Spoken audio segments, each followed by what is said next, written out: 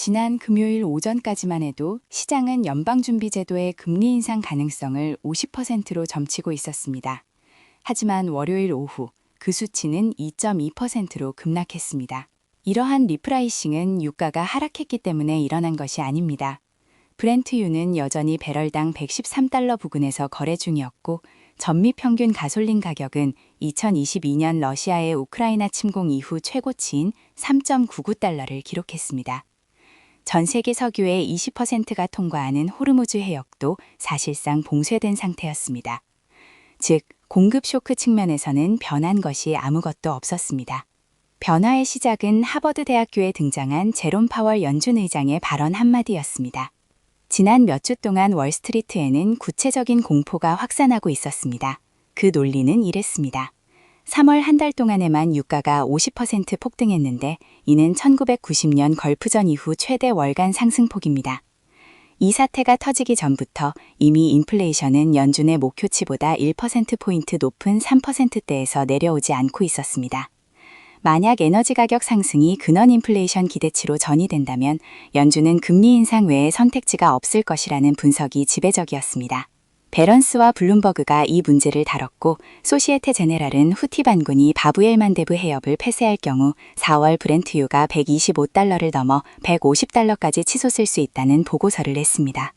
금리 인상 시나리오는 나름의 논리적 타당성을 갖추고 있었습니다. 문제는 이러한 해석이 잘못된 프레임을 잘못된 종류의 인플레이션에 적용했다는 점입니다. 금리 인상은 수요 견인 인플레이션, 즉 경제 과열로 인해 너무 많은 돈이 부족한 상품을 쫓을 때 사용하는 수단입니다. 하지만 지금 미국이 겪고 있는 것은 공급 쇼크입니다.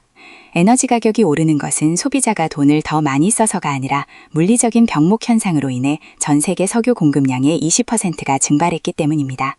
이 둘은 구조적으로 완전히 다른 문제입니다. 파월 의장은 월요일 하버드 강연에서 이 차이점을 명확히 했습니다. 통화 긴축 정책의 효과가 나타날 때쯤이면 유가 충격은 이미 사라졌을 가능성이 높습니다. 결국 부적절한 시기에 경제에 부담을 주게 되는 셈입니다.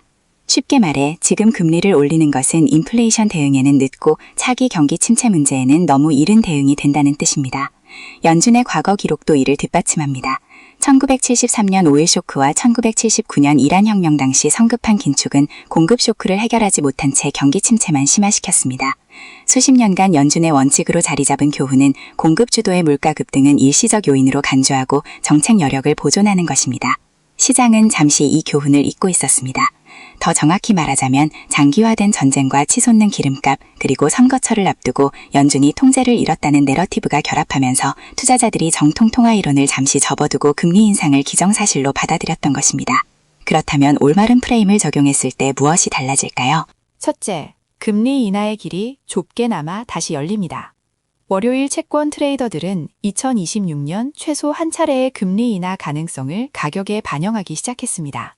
10년 만기 국채 수익률은 최근 고점에서 하락했습니다. 이러한 변화는 주식시장 전반의 밸류에이션, 특히 금리 인상 공포로 타격을 입었던 테슬라와 같은 성장주와 기술주에 중요하게 작용합니다. 한때 2% 이상 하락했던 나스닥은 낙폭을 만회하며 마감했습니다. 둘째, 실질적인 리스크 계산이 명확해집니다. 트럼프 행정부의 경제 자문이었던 타일러 구스피드는 에너지 가격 상승의 진짜 위협은 금리 인상을 유발하는 것이 아니라 가계 소비를 직접적으로 위축시키는 것이라고 지적했습니다. 가솔린 가격 상승으로 운전자당 가처분 소득이 월 약 35달러 줄어드는 동시에 운송, 제조 등 산업 전반의 비용이 상승하기 때문입니다. 무디스와 S&P 글로벌은 현재 상황을 임박한 경기 침체보다는 성장 둔화 공포로 규정하면서도 갈등이 3-4개월 이상 지속될 경우 시스템적 문제가 될 수 있다고 경고했습니다. 셋째, 연준의 태도에서 간극이 드러납니다. 파월 의장은 현재 3.5%에서 3.75%인 금리 수준이 적절하다고 확인했습니다. 연준은 공급 쇼크로 인한 인플레이션을 금리 인상으로 맞서기보다 이를 감내하기로 선택한 것입니다. 단기적으로는 옳은 결정이지만 브렌트유가 110달러를 상회하고 기름값이 폭등하는 상황을 방관한다는 뜻이기도 합니다. 만약 가계와 기업이 현재의 높은 에너지 비용을 일시적인 것이 아니라 고착화된 것으로 받아들여 인플레이션 기대 심리가 무너진다면 연준의 일시적 요인 간주 전략은 급격히 선회해야 할 것입니다. 파월 의장 역시 결국 언젠가는 우리가 무엇을 해야 할지 직면하게 될 문제라고 이를 인정했습니다. 현재의 증거들로 볼 때 향후 60일에서 90일 동안은 금리 동결 시나리오가 유지될 가능성이 높습니다. 파월의 프레임은 역사적으로 타당하며 시장은 공급 쇼크를 시효 쇼크로 오인해 인상 확률을 과도하게 반영했습니다.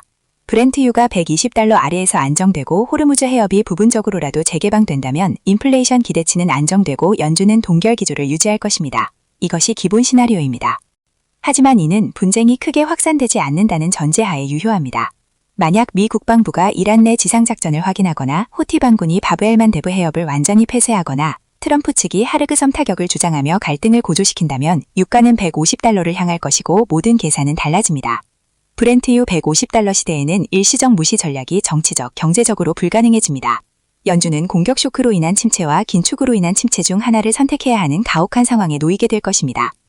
5월물 브렌트유 선물 가격을 주목하십시오. 현재의 프레임을 깨뜨릴 임계점은 125달러입니다. 소시에테 제너럴이 제시한 4월 기본 전망치이자 금리 인상 베팅이 다시 강력하게 돌아올 지점입니다. 파월 의장의 말대로 이번 사태가 연준이 버텨낼 수 있는 공급 쇼크라면 2.2%의 인상 확률은 유지될 것입니다. 하지만 전쟁이 연준의 인내심보다 오래 지속된다면 그 숫자는 다시 빠르게 치솟을 것입니다.